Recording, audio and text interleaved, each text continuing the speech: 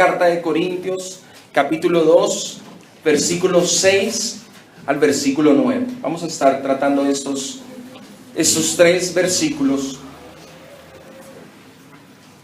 Quiero que por favor usted lo lea conmigo. Dice la Escritura: sin embargo, hablamos sabiduría entre los que han alcanzado madurez, y sabiduría no de este siglo, ni de los príncipes de este siglo que perecen, mas hablamos sabiduría de Dios en misterio, la sabiduría oculta, la cual Dios predestinó antes de los siglos para nuestra gloria, la que ninguno de los príncipes de este siglo conoció, porque si la hubieran conocido, nunca habrían crucificado al Señor de gloria. El versículo 9 dice: antes bien, como está escrito, cosas que ojo no vio, ni oído oyó, ni han subido en corazón de hombre, son las que Dios ha preparado para los que le aman. Oremos. Padre, venimos a ti, Señor, reconociendo nuestra incapacidad, Señor, en nosotros mismos de comprender. Solamente es por tu Espíritu, solamente es porque tú abres nuestros ojos y nuestros oídos para oír. Solo tú, Dios, es quien hace esta obra, Señor. Por eso te rogamos que a través de tu palabra y por el poder de tu Espíritu, Señor, nos enseñes. Necesitamos de ti, Señor. Necesitamos aprender. Necesitamos tu palabra, Señor, para no pecar contra ti. Necesitamos tu enseñanza, tu evangelio. Necesitamos conocerte, Señor.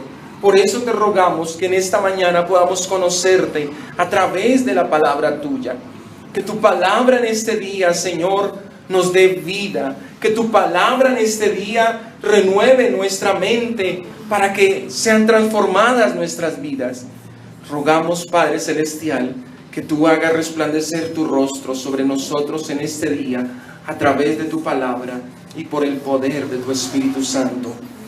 Padre, santifica tu iglesia con esta palabra.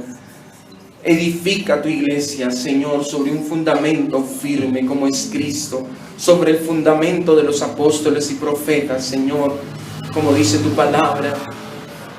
Edifícanos, Señor, haznos crecer en la gracia, en la santidad, en la justicia, en la bondad, en el amor. Haznos crecer a la imagen de la estatura de la plenitud de Cristo, para la gloria de tu nombre. Oramos por aquellos que no te han conocido, que están aquí en este lugar, que vienen domingo tras domingo, pero aún están muertos en sus pecados y delitos. Padre, concédeles vida, concédeles el don del arrepentimiento y que puedan ver hoy a Cristo, que puedan ver hoy la sabiduría, que puedan ver hoy el poder tuyo, Señor. Padre, trae vida a esta iglesia, trae ese nuevo nacimiento a nuestros amigos, a nuestros hijos, a nuestros compañeros que vienen cada domingo, pero que todavía no te han conocido. Concédeles vida en Cristo, Padre, y que tu iglesia, Señor, crezca para la gloria de tu nombre. Ten misericordia, Señor, de mí. Estoy parado aquí al frente, Señor, pero no soy mejor que mis hermanos. Estoy aquí porque tú así lo has querido, Señor. No porque haya hecho méritos, no porque sea más inteligente, Señor, solo porque tú lo has querido. Por eso te pido que me ayudes en este día. Ayúdame a exponer tu palabra con fidelidad.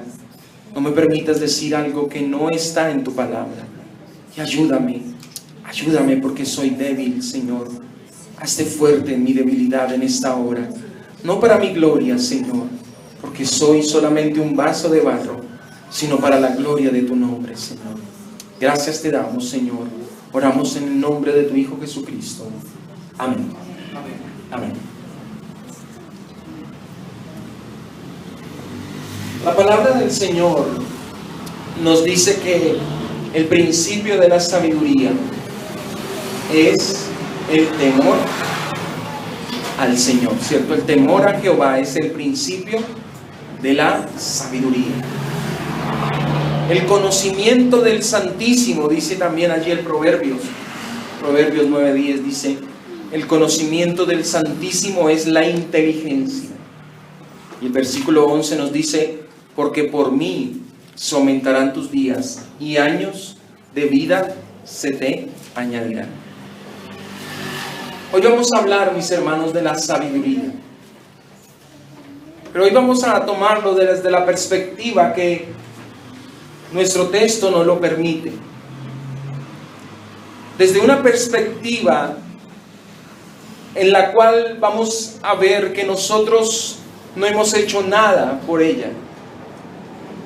No hemos hecho absolutamente nada por esta sabiduría. Y si quisiera alguno hacer algo para adquirir esta sabiduría, no pudiera lograrlo. Los hombres definen la sabiduría de una manera muy distinta. Ya vimos que la Escritura nos dice que el principio de la sabiduría es el temor al Señor. Pero los hombres dicen que la sabiduría es un conjunto de conocimientos amplios y profundos que se adquieren mediante el estudio o la experiencia. Es decir, que para los hombres la sabiduría se puede adquirir a través de un esfuerzo intelectual. Otros dicen que la sabiduría es la aplicación correcta del conocimiento. Estas son las definiciones que el hombre puede dar de la sabiduría. Sin embargo, la palabra del Señor nos da una definición totalmente distinta. Si comparamos la definición bíblica y la definición secular de sabiduría, nos daremos cuenta que ambas sabidurías, o que ambas definiciones más bien, difieren en gran manera la una de la otra, puesto que una comienza con el temor a Dios y la otra ignora totalmente a Dios. Difieren totalmente. Como ya hemos hablado anteriormente, la sabiduría según el Señor es distinta de la del mundo. Difiere completamente de la sabiduría secular. Una a la otra son antagónicas, es decir, son totalmente opuestas y no tienen nada que ver la una con la otra. La sabiduría del mundo no tiene nada que ver, al contrario, es antagónica, es enemiga, es opuesta completamente a la sabiduría de Dios. Una sabiduría es dependiente, la otra es autosuficiente. Una sabiduría proclama que se puede conseguir, la otra dice, tú nunca la podrás adquirir por ti mismo. Son totalmente opuestas. Una es del Creador. Una es la sabiduría del Creador. La otra sabiduría es de las criaturas. Una sabiduría da vida. La otra mata a los hombres. Una sabiduría, la primera, la del Señor, te lleva al cielo. Esta sabiduría te lleva al cielo. Pero la otra te aleja del cielo y finalmente te lleva al infierno. Son entonces evidentemente visibles las contradicciones entre estas dos sabidurías. Son evidentes la rivalidad que hay entre ellas. Son evidentes. Son enemigas. No pueden estar juntas. Son como el agua y el aceite. Son como el día y la noche. Donde está la una, no puede estar la otra. La Biblia dice que la sabiduría humana es terrenal, animal y diabólica, nos dice Santiago. Esa es la definición de Santiago. La sabiduría humana es terrenal, animal y diabólica. Mientras que la sabiduría humana dice que la sabiduría de Dios es locura. Una a la otra se definen. La sabiduría de Dios define la sabiduría humana diciendo ella es terrenal, animal y diabólica. Pero la sabiduría humana también quiere definir a la sabiduría de Dios. ¿Y cómo la llama? La llama locura, la llama tropiezo, la llama insensatez, la llama debilidad. Una a la otra se define. Dios definiendo la sabiduría humana, la sabiduría de Dios definiendo la sabiduría humana, y la sabiduría humana definiendo la sabiduría de Dios. Ahora yo te pregunto, ¿cuál de las dos tiene la razón? Pregunto, ¿acaso nosotros los hombres seremos más sabios que Dios? ¿Acaso las criaturas serán más sabias que su Creador? Creo que la naturaleza nos dice, nos da la respuesta. ¿Quién es más sabio? ¿Un niño o su padre? ¿Quién es más entendido? ¿Un pequeño o su padre? La misma naturaleza entonces nos va a hablar de quién entonces entre estas dos sabidurías es realmente sabiduría. Las criaturas, mis hermanos, nunca podremos ser más sabias que nuestro Creador. Nunca. Nunca las criaturas podrán ser más sabias que el Creador. Porque somos solamente eso, criaturas. Mientras que el Creador siempre ha sido creador y siempre será creador. Tú y yo nunca podremos ser creadores. Tú y yo nunca podremos cambiar la condición de ser criaturas. Ya hemos sido creados. Ya con eso ya es definitivo. Fuimos creados de tal manera que entonces no podremos cambiar eso en nosotros. Dios seguirá siendo el creador por toda la eternidad. Asimismo, la sabiduría de Él seguirá siendo superior a la sabiduría nuestra. Aunque esto pueda estar claro en tu mente, vamos a darnos cuenta que en la práctica quizás no practicamos este entendimiento. Entendemos que Dios es más sabio, pero en la práctica, ¿lo vivimos? Nosotros siempre tendemos a usar de nuestra sabiduría. Siempre tendemos a interponer nuestros pensamientos a los pensamientos del Señor. Aunque en nuestra mente esté claro que Dios es más sabio, en la práctica nos vamos a dar cuenta que nosotros usamos de nuestra sabiduría humana e incluso la mezclamos con la sabiduría del Señor. Eso es lo que estaba pasando en la iglesia de Corinto. La iglesia de Corinto estaba pasando una situación muy difícil, puesto que algunos en la iglesia estaban introduciendo la sabiduría secular. Estaban mezclando la sabiduría del Señor con la sabiduría secular. Y esto porque había algunos de los que se congregaban en la iglesia que se habían dejado seducir por la sabiduría la sabiduría que los estaba rodeando. Recuerde que ellos eran griegos, y los griegos amaban, por lo menos en esta época, amaban mucho la sabiduría. Amaban los escritos de Platón, amaban los escritos de Aristóteles y todos estos grandes pensadores. Ellos amaban esta sabiduría, pero tristemente estaban mezclándola con la sabiduría de Dios. Algunos pensaban que el mensaje del apóstol Pablo, el mensaje que predicaba el apóstol Pablo, era algo muy simple, y que quizás este mensaje no cumplía los estándares de la sabiduría que predominaba en los días de los de Corinto.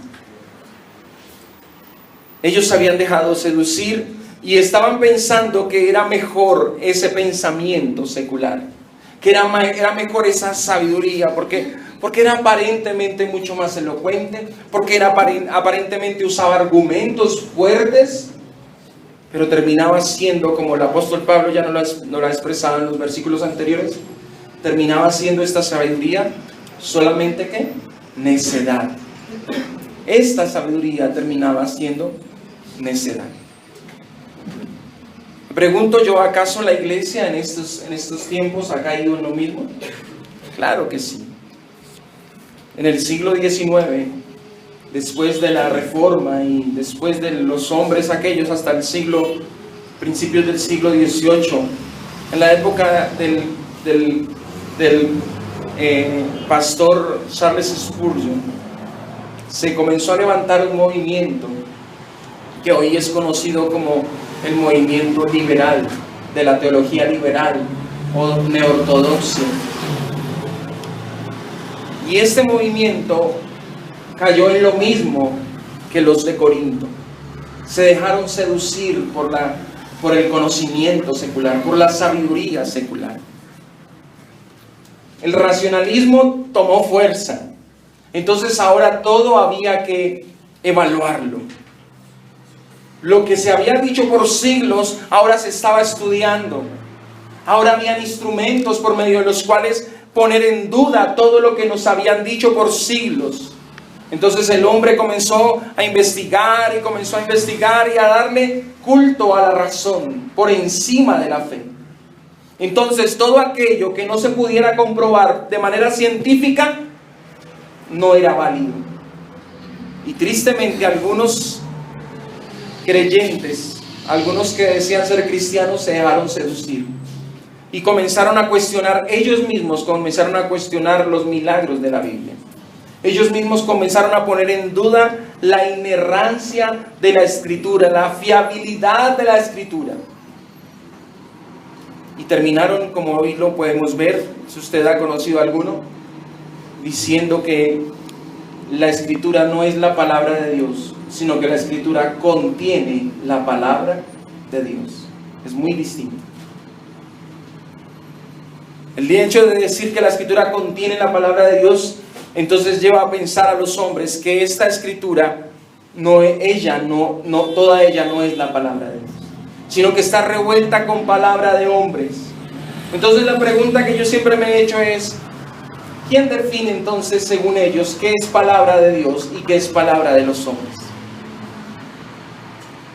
La misma palabra nos dice que toda ella es inspirada. ¿Por quién? Por Dios mismo, por el Espíritu de Dios. Toda ella. Pero estos hombres se dejaron seducir. Y ellos entonces hablan de unas teorías, la teoría deuteronomista, la teoría de las 4 fuentes.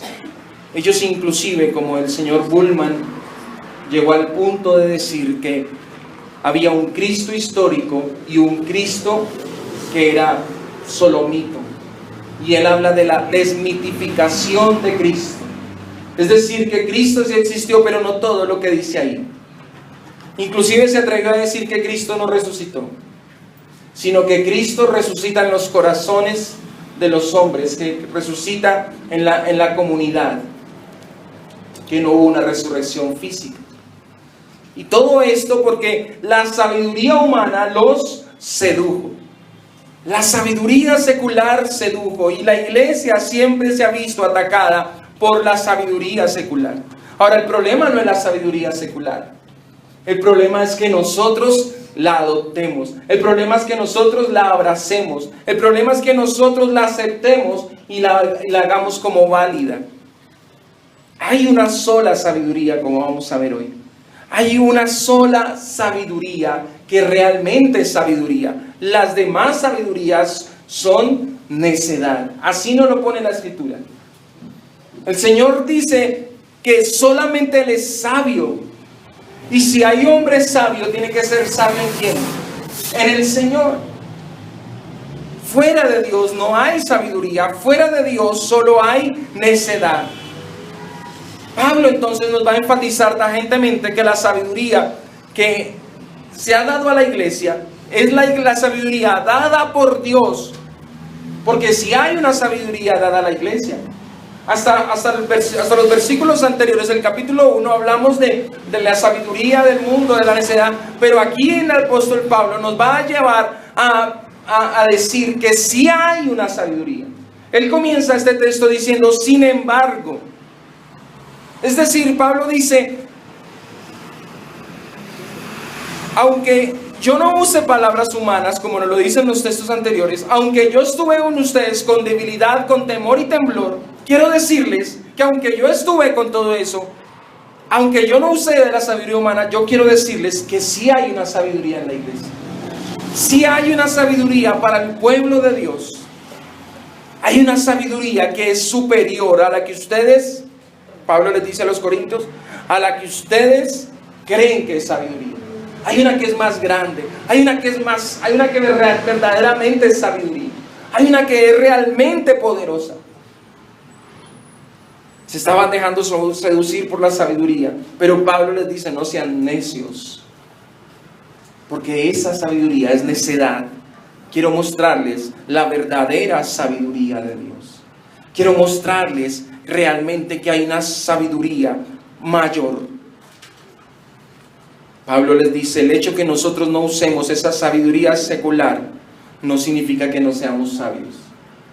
Somos sabios porque usamos no la sabiduría humana, sino la sabiduría de Dios.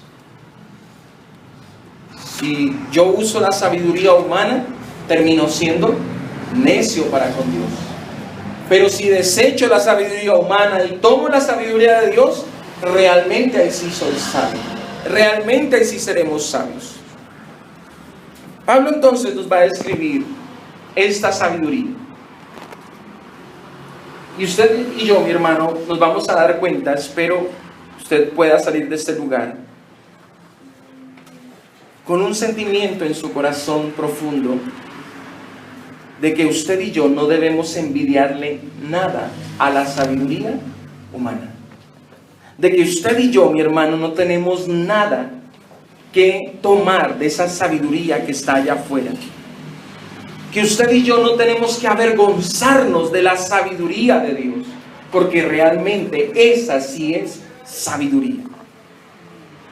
Esta sabiduría realmente es nuestra gloria, no es nuestra vergüenza. Amén. Entro con mi texto entonces, diciendo, Pablo dice, sin embargo hablamos sabiduría entre los que han alcanzado madurez, y sabiduría no de este siglo, ni de los príncipes de este siglo que perecen, mas hablamos sabiduría, ¿de quién? Voy a hablar en primer lugar de la fuente de la sabiduría verdadera, de la cual la Escritura nos habla. ¿Cuál será la fuente de esta sabiduría? Claro está, es el Señor. Pero antes de eso, el apóstol Pablo nos dice que la sabiduría que es de Dios, nos dice allí en primer lugar, nos dice no es de este siglo. Pablo dice, hablamos sabiduría. Hermanos, es verdad, cuando yo vine a ustedes, yo hablé sabiduría, pero no la sabiduría de este siglo. Vamos a mirar en primer lugar esas dos frases que nos hacen ver que nos hacen ver que esta fuente de la sabiduría no es este siglo, que la fuente de esta sabiduría es Dios mismo. Dice allí, y sabiduría no de este siglo ni de los príncipes de este siglo.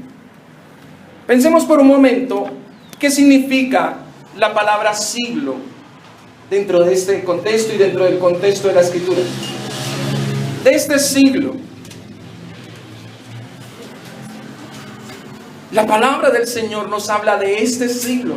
Hay una distinción clara, y ahorita la vamos a hacer, una distinción clara que usted va a encontrar en la Biblia sobre este siglo y el siglo venidero. El Señor nos habla de dos siglos. No sé si usted lo sabía. Hay dos siglos, hay dos edades. Ahora, cuando hablamos de siglo, vamos a hablar de tiempo y espacio. Hay un tiempo y hay un espacio. ¿Dónde se desarrolla este siglo? ¿Dónde se desarrolla el siglo venidero? La Escritura nos responde a esto. La palabra del Señor nos dice que esta sabiduría es para los creyentes, pero algo que nos dice allí es que esta sabiduría no es con respecto a este siglo, es decir, no pertenece a este mundo. Cuando la palabra del Señor nos habla de siglo, nos está hablando, como les decía, de tiempo y espacio. Vamos a mirar algunas referencias bíblicas que nos hablan de estas características. El Señor nos dice que este siglo está caracterizado porque tiene un Dios. ¿Recuerda allí lo que dice la Escritura? Dios dice que el Dios de este siglo, ¿qué hizo? Cegó el entendimiento de los incrédulos. Este siglo tiene ¿qué? Un Dios. ¿Cuál Dios? Está en minúscula. ¿Sabemos cuál es? El príncipe de la potestad del aire. ¿Cierto? Dice que el Dios de este siglo, es decir, Satanás, cegó el entendimiento de los incrédulos para que no le resplandezca la luz del Evangelio de la gloria de Cristo. Este siglo tiene entonces un Dios, pero también tiene sus propios afanes. ¿Recuerdas la semilla que fue sembrada, que fue esparcida por los terrenos? Dice que hay un terreno en especial que la palabra llega y es infructuosa. ¿Por qué? Porque oyen la palabra, pero los afanes de este siglo. Entonces este siglo tiene ¿qué? Unos afanes. Tiene un Dios, tiene unos afanes. Pero este siglo también se caracteriza porque arrastra en una corriente a los que pertenecen a este siglo. Dice la Escritura que ellos dicen en Efesios, siguiendo la corriente de este mundo, como conforme al príncipe de la potestad del aire. El espíritu que ahora opera ¿en quiénes? En los hijos de este siglo. Entonces está caracterizado porque también tiene una corriente que arrastra a todos los que pertenecen a ese siglo. Es decir que todos ellos piensan de la misma manera conforme al príncipe de la potestad del aire. Pero también quiero decirle, este siglo, dice la Biblia, tiene un fin. El Señor dice, cuando dice que va a enviar a sus ángeles, y dice que no debemos confiar así dice que el Señor dice que va a enviar a sus ángeles al final de este siglo. Pero también en nuestro texto nos dice en el verso 6, dice, no de este siglo ni de los príncipes de este siglo que perecen. Nos dice el Señor en la parábola de la cizaña también, ¿recuerda? Que al final del tiempo, cuando ya venga el Señor, dice, se arrancará la cizaña y se quemará en el fuego. Así dice el Señor, será en el fin de este siglo. Es decir, que este siglo tiene su fin. Ya vimos que este siglo tiene su Dios, que este siglo tiene sus afanes, que este siglo arrastra a los que están en este siglo, en esa corriente, que este siglo tiene su fin. Ahora sí volvamos a nuestro texto. Nos dice entonces, ahí en el verso 6, sin embargo hablamos sabiduría entre los que han alcanzado madurez. Y sabiduría, no, ¿de qué? De este siglo. Y ya usted puede enmarcar este siglo. ¿Cuándo comenzó este siglo? ¿Cuándo cree que usted comenzó este siglo? En la caída. ¿Cuándo terminará? Cuando el Señor Jesucristo venga por segunda vez. Entonces la sabiduría que Dios nos da, la sabiduría que Dios le ha dado a la iglesia, no es la sabiduría de este siglo. No es la que el mundo usa. No es la que el comerciante usa. No es la que el abogado usa. No es la que el filósofo usa. No es esa sabiduría. Porque la sabiduría de este siglo, ¿qué va a pasar al final? Dice ahí en el final del verso 6, perece. Como este siglo va a acabar, ¿qué va a pasar con la sabiduría de este siglo? Se va a acabar también. Van a perecer sus jefes, sus príncipes, pero también va a perecer su sabiduría. Y solo va a quedar una, ¿cuál? La del Señor. Solo su sabiduría va a quedar. Este siglo tiene su propia sabiduría. Dice también, en el segundo lugar, estamos mirando la fuente, no es de este siglo, pero tampoco es de los hombres. Ojo, esta sabiduría no es dice que no es de este siglo, ni esta sabiduría, la cual estamos hablando, que es la sabiduría de Dios, no es de los hombres. ¿Qué quiere decir?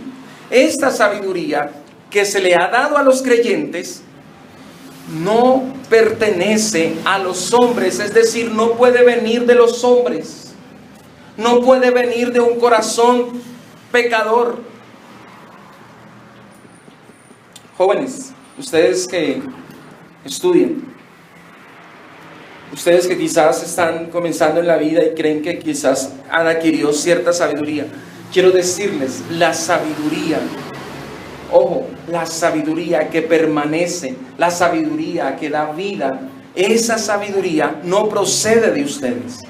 No puede proceder de un corazón pecaminoso. no puede proceder de mi corazón si no ha sido regenerado. Porque nuestra sabiduría, dice la Escritura, es necedad para con Dios. Esta sabiduría que es de los hombres tiene unas características propias de sus habitantes. Los habitantes de este siglo tienen unas características propias de este siglo. ¿Ha escuchado usted la frase? Quizás en la universidad los jóvenes han escuchado la frase: somos hijos del siglo en el que vivimos. Usted y yo somos hijos del siglo en el que vivimos. Pensamos como la generación en la que estamos. Si usted hubiese nacido en el siglo XVII, el siglo XVIII, usted sería una persona muy leída. Una persona que estuviera leyendo mínimo unos 3 libros cada mes. Porque el pensamiento del siglo XVI y XVII era este: hay que leer. Adquirir conocimiento era la moda. Pero como estamos en la época del siglo XXI, todo es relativo. Todo es relativo. Estamos en la época donde no queremos pensar. Dice Francis Schaeffer, estamos en la época de la sin razón. Eso mejor no pensemos, mejor disfruta. Ese es el lema. El que piensa, pierde, dicen por ahí. Eso es toda una filosofía que gobierna este mundo. Eso es todo un pensamiento que gobierna este mundo. Pero todos esos pensamientos, aunque sean contrarios, el pensamiento racional, el pensamiento empírico, el pensamiento que gobierna aunque sea diferente los unos de los otros, todos ellos son pensamientos de los hombres. Todos ellos son filosofías de los hombres. Todos ellos son lejos. ¿Y saben qué quieren todos ellos? Encontrar la felicidad. Todos ellos han planteado la felicidad. El racionalismo dijo: nosotros somos la solución. Entonces, claro, todo había que estudiarlo, había que profundizar, y comenzó la revolución industrial, ¿cierto? Y entonces dijeron ellos: la solución para los hombres es la tecnología, es la felicidad. Entonces, a través de los inventos, vamos a hacerle la vida más fácil a los hombres. ¿Y sabe qué pasó? Ya lo había dicho aquí alguna vez. ¿Sabe qué pasó cuando viene esa revolución industrial y ese pensamiento de que la razón es realmente la salida? ¿Sabe con qué se encontró el ser humano? Con 2 guerras mundiales. ¿Qué hizo la razón? ¿Qué hizo el avance tecnológico? ¿Trajo qué? 2 guerras mundiales donde murieron millones y millones de personas. Entonces, jóvenes, ustedes y yo, ¿saben qué hemos recibido? La época del desencanto. Se terminó la modernidad. La modernidad no nos solucionó. La modernidad no nos dio felicidad. Entonces entró la época del desencanto, la posmodernidad. Entonces, donde decimos: no, definitivamente para ser felices en este mundo hay que disfrutar. Eso de estudiar, de la razón, no. Solamente la vida empírica, lo que usted pueda disfrutar de este mundo. Comamos y bebamos, porque mañana moriremos. Y esa es la época que estamos viviendo. Esa es la época. Pregunto yo: ¿la razón dio la felicidad al hombre? No. ¿La sin razón ha dado la felicidad al hombre? Tampoco. Por todo lado usted ve miserableza. Por todo lado usted ve destrucción. Por todo lado usted ve un panorama oscuro. Porque el hombre ha querido poner su sabiduría. Pero el Señor nos dice que la sabiduría de Él no es de este siglo, no es de los hombres. No es lo que plantean los hombres. Lo que los hombres puedan plantear, cualquier solución que los hombres puedan plantear para el gozo, la felicidad verdadera de los hombres, cualquier solución que los hombres quieran plantear va a fracasar. Y la historia nos lo ha demostrado. ¿Quiere leerlo? Vaya usted, nomás los 20 siglos que hemos vivido en esta era. Destrucción, destrucción, destrucción. Y los filósofos cada siglo imponiendo un pensamiento: no, lo mejor es esto, no, lo mejor es esto, lo mejor. Y así se lo han pasado. Y el uno contradiciendo al otro, el otro diciendo: no, no es la razón, es la experiencia. La experiencia dice: no es La razón dice no es la experiencia, la razón, y así nos la vamos a pasar. Y así el hombre se la ha pasado, y finalmente sigue siendo miserable. Entonces la sabiduría que es de Dios, dice allí entonces nuestro texto, no es de este siglo, ni es de los príncipes de este siglo. Pregunta, ¿por qué Pablo dice los príncipes? Porque hay algunos que nos lideran.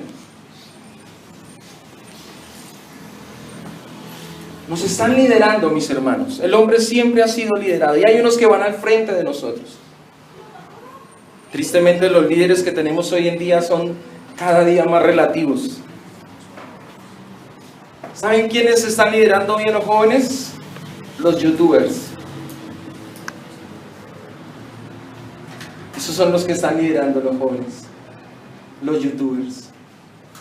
¿Saben quiénes están liderando a los jóvenes? Los famosos. Ellos son los que están marcando la pauta y diciendo por dónde se debe ir. Ellos son los que en sus pensamientos, aunque no hayan estudiado nada, pero dicen, la vida hay que hacer esto y esto, todo lo que ellos digan, y todos los demás los escuchan y siguen. Y yo me pongo a pensar, ¿qué generación vamos a ver de aquí a unos años? ¿Qué generación nos espera? Los príncipes de este siglo. No es, dice el Señor. Jóvenes, no se dejen guiar por ellos. Porque no es de los líderes de este siglo, porque no es de los que dicen ser, porque ellos están lejos de la sabiduría de Dios, y ellos, Dios los llama necios. Pablo nos lo dice ahí en 1 Corintios, en el capítulo 1, verso 20. Recuerda que lo vimos. ¿Dónde está el sabio? ¿Dónde está el escriba? ¿Dónde está el disputador de este siglo? Y pregunta Pablo de una forma retórica diciendo, ¿no ha enloquecido Dios la sabiduría del mundo? ¿En serio? Yo me pongo a mirar eso, las 2 o 3 veces que he visto esos youtubers, digo, qué estupidez, qué cosa tan necia. ¿No ha enloquecido Dios la sabiduría de este mundo?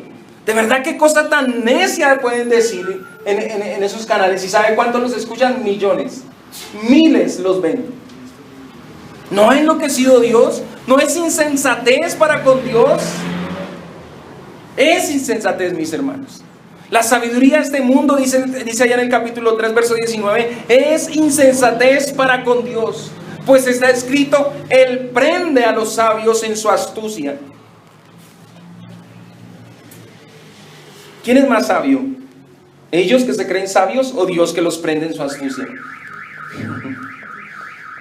Ellos se creen sabios, pero no se dan cuenta que están siendo cautivos y que Dios los ha enloquecido. Y ellos dicen, siguen diciendo, somos sabios. Ellos siguen proclamando su supuesta sabiduría, pero es solo necedad para con Dios. Esta sabiduría de hombres, mis hermanos, dice el Señor que esa sabiduría de esos príncipes, de esos hombres, es necedad. ¿Y cómo lo demuestra? Nos lo dice en el versículo siguiente.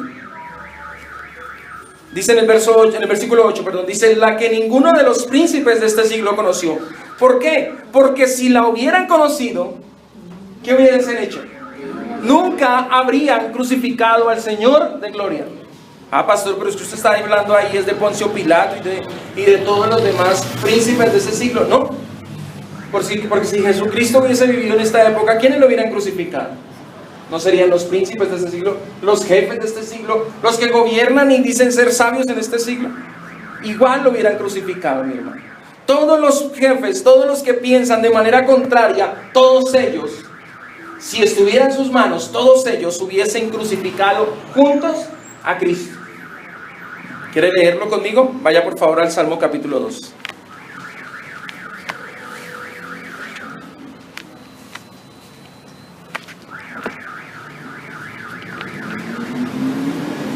Dice allí la palabra del Señor. ¿Por qué se amotinan las gentes? ¿Qué hacen las gentes? Se amotinan. Dice, los pueblos piensan cosas vanas. Se levantarán los reyes de la tierra y príncipes consultarán unidos. ¿Contra quién? ¿Y contra quién más? Es decir, contra Cristo. diciendo, mire qué van a decir, qué dicen los príncipes, qué dicen los reyes de la tierra, los jefes. Rompamos sus ligaduras y echemos de nosotros sus... No queremos saber nada de Dios. Rompamos sus ligaduras. El que mora, dice que el verso 4, mire lo que dice el Señor, el verso 4. El que mora en los cielos, ¿qué hará? Se reirá. El Señor se burlará. ¿Y sabe por qué el Señor se va a burlar de ellos? Por la necedad, porque son, perdóneme la expresión, el Señor dirá, qué tontos, qué necios son. ¿Creen que pueden pelear contra mí? ¿Creen que se pueden amotinar y juntar todos y hacerme al menos el más mínimo daño? No. Entonces, si ellos hubiesen conocido la sabiduría de Dios, si los príncipes de este siglo hubiesen conocido la sabiduría de Dios, no hubiesen crucificado al Señor de gloria. ¿De dónde entonces es esa fuente de sabiduría? Esa fuente es de Dios. Dice allí en el versículo 7, mas hablamos sabiduría de Dios. Es decir, procede de Él. Es su sabiduría. La sabiduría que usted y yo como creyentes podamos tener, oye bien, no es de este mundo. No viene a través de nuestra mente natural. No viene a través de los príncipes de este siglo. No es sabiduría humana, nada de sabiduría humana. No es la sabiduría que la iglesia quizás pueda desarrollar en sí misma, no. Toda ella viene ¿de quién? De Dios. ¿Tenemos algo de sabiduría esta iglesia? ¿De dónde ha provenido? ¿Quién nos la ha dado? ¿Calvino? ¿Lutero? ¿Todos estos hombres de Dios? No, mis hermanos, toda ella viene ¿de quién? Del Señor. Él es el que nos ha dado esta sabiduría. Esta sabiduría no tiene su fuente en el mundo. Por eso el Señor nos deja claro diciéndonos, en el mundo ustedes no van a encontrar nada de mí. Nada en el mundo usted va a encontrar, mi hermano, en el mundo que le vaya a servir, que le vaya a aportar a la sabiduría de Dios. Porque no es de hombres, no es de los príncipes de este siglo, es solo de Dios. La fuente de la sabiduría es el Señor. Dice en el verso 7, hablamos sabiduría de Dios, el misterio, la sabiduría oculta, la cual Dios predestinó. Oh, ¿quién fue el que la hizo? ¿Quién fue el que la predestinó? ¿De dónde viene ella? Del Señor. Esa sabiduría es de Dios. Dice en el versículo 9, en la última parte, dice, son las que Dios ha preparado, ¿para quién? Para los que le aman. ¿De dónde proviene? Otra vez, del Señor. Él ha preparado, Él la ha dado a la iglesia y nos dice a nosotros, y le dice a usted y a mí, y le dice a toda la iglesia en todas las edades, la sabiduría que ustedes tienen no la van a encontrar afuera, no la pueden encontrar en el televisor, no la pueden encontrar en el internet, la van a encontrar solamente en mí, solamente en Él, solamente en su palabra. Amén. En segundo lugar, vamos a mirar el acceso a esta sabiduría. Preguntémonos, ¿quién tiene acceso a esta sabiduría? En el verso 6 nos dice, sin embargo hablamos sabiduría entre los que han alcanzado madurez. Sabiduría dada a los que han alcanzado madurez. ¿Quiénes tienen acceso a ella? A los que han alcanzado madurez. Pero tenemos que preguntarnos por un momento, ¿quién ha alcanzado madurez? ¿A qué se está refiriendo Pablo cuando está hablando de los que han alcanzado madurez? ¿Será que Pablo está hablando de los creyentes y los no creyentes? ¿O será que está hablando Pablo de los creyentes, de que hay creyentes maduros y creyentes inmaduros? La verdad, mis hermanos, Pablo está haciendo referencia aquí a todos los creyentes, no solamente, o no podemos pensar que está hablando de creyentes maduros e inmaduros, no. Pablo está hablando de todos los creyentes, es decir, que Pablo está diciendo, hablamos sabiduría entre los creyentes, entre los que han alcanzado madurez, es decir, entre los que verdaderamente han creído. Ahora, ¿por qué digo esto? El contexto no lo enseña. Pablo no está haciendo aquí un contraste entre creyentes maduros e inmaduros. O si no, entonces nos hubiera explicado. Esta sabiduría entonces es para los creyentes maduros, y ojo con los inmaduros porque no nos lo dice. El contexto no nos lo dice. El contexto de la escritura no nos habla de que hay creyentes maduros e inmaduros, como muchas veces algunos hablan. Realmente la escritura nos habla de que la sabiduría ha sido dada a los creyentes. El creyente que está haciendo, el contraste que está haciendo Pablo acá es entre una sabiduría secular y una sabiduría de Dios. Está hablando entre los creyentes, los que han alcanzado madurez, y los príncipes de este siglo y los hombres de este siglo. Ese es el contraste que Pablo hace. Entonces nos está diciendo que los que han alcanzado madurez son los creyentes. Esta sabiduría es para los creyentes. Solo los creyentes, óyeme bien, pueden acceder a esta sabiduría. ¿No se siente usted privilegiado si usted ha nacido de nuevo? La sabiduría de Dios solamente nos ha sido dada a nosotros. Ahora, ¿por qué? ¿Porque somos mejores que ellos? No. Para ellos, dice allí en el texto, dice en el versículo 7, mas hablamos sabiduría de Dios en misterio. Para ellos es un misterio. ¿Qué es un misterio?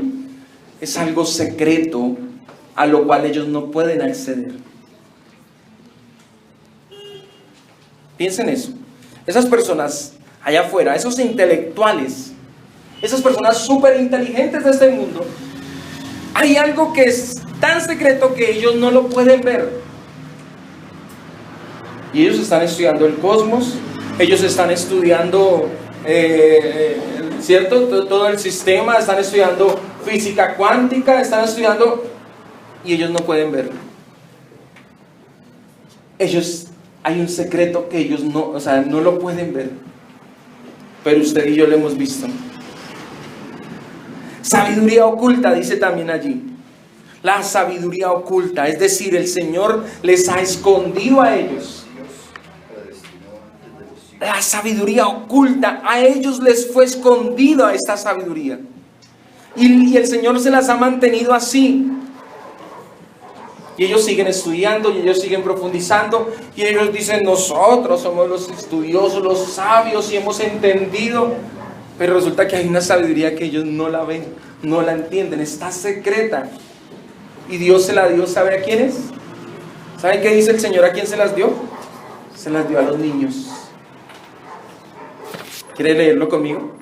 Vaya por favor allí. Se me perdió.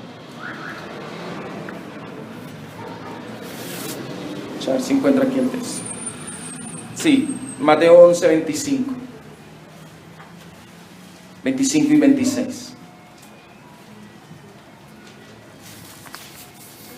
Dice, en aquel tiempo respondiendo Jesús dijo, te alabo Padre, Señor del cielo y de la tierra. ¿Por qué? Porque escondiste estas cosas ¿de quiénes? ¿A quiénes se las escondió? A los sabios y de los entendidos. ¿Y a quién se las revelaste? ¿No le parece usted hermoso? A mí me alegría, hermano, verlo. ¿Quiénes éramos nosotros? Recuerda que la escritura en unos versículos atrás nos dijo que nosotros éramos ¿qué? Lo vil, lo menospreciado, lo que no era. ¿Sabe qué hizo Dios? A eso vil, a eso menospreciado, el Señor dijo, a ustedes les voy a dar la sabiduría que los sabios de este mundo no pueden tener, que los entendidos de este mundo no pueden tener. Ellos no pueden acceder a este conocimiento. No pueden. Y no solamente no pueden, no quieren. No quieren, lo menosprecian, lo rechazan completamente. Pero para nosotros, ¿sabe qué es? Es nuestra gloria. Es nuestra gloria. Dice en el verso 14 de nuestro texto, también hay en Corintios 2, dice, pero el hombre natural no percibe las cosas que son del Espíritu de Dios. ¿Por qué? Porque para él son locura y no las puede entender. Hombres estudiosos que pueden definir una fórmula de física cuántica, para ellos no pueden entender. Pero ¿cómo así? O sea que Dios dio a su Hijo y su Hijo murió en la cruz del Calvario, y por el hecho de él morir en la cruz del Calvario, entonces con eso tengo vida eterna. No. Ellos dicen no.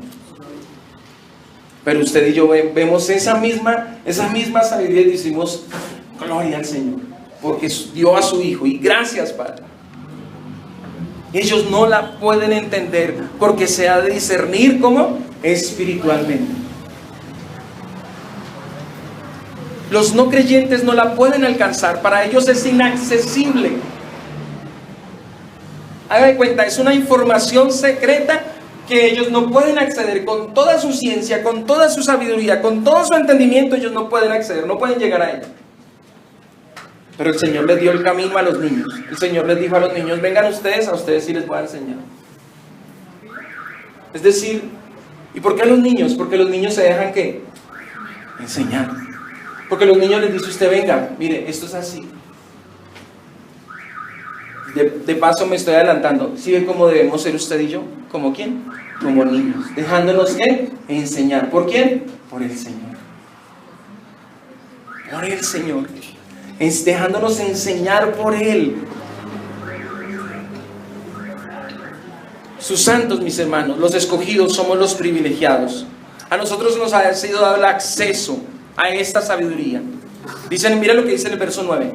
Antes bien, como está escrito, cosas que ojo no vio, ni oído oyó, ni han subido en corazón de hombre, son las que Dios ha preparado. ¿Para quiénes?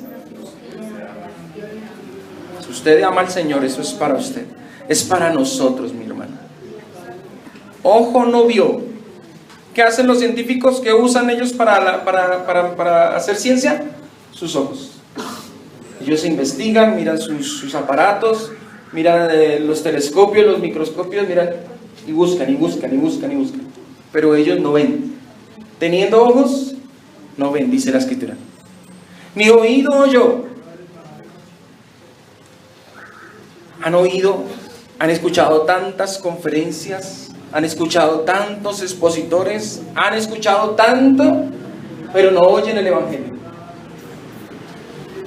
Ni oído yo, ni han subido en corazón de hombres.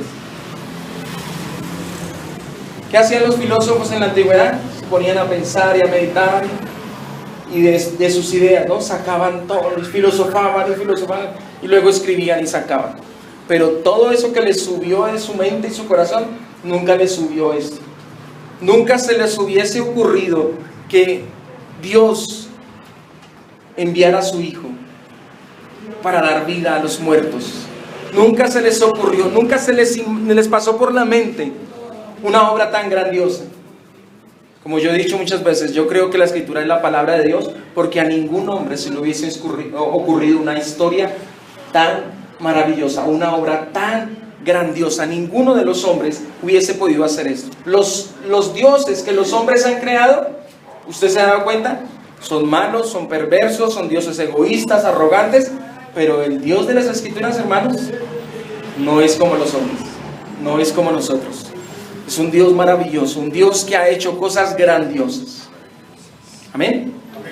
Dice Colosenses 1:26, el misterio que había estado oculto desde los siglos y edades, pero que ahora ha sido manifestado a sus santos.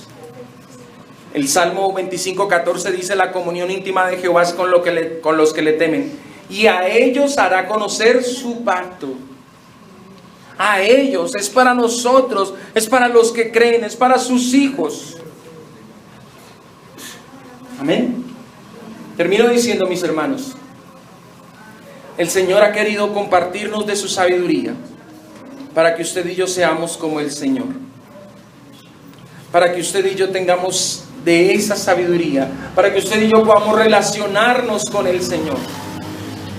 ¿Para qué Dios nos da su sabiduría? Para que podamos entenderlo, para que podamos conocerlo. Para eso nos es dada la sabiduría, no para lo que hacen los filósofos de este mundo, los sabios de este mundo, es que yo sí sé, no, hermano.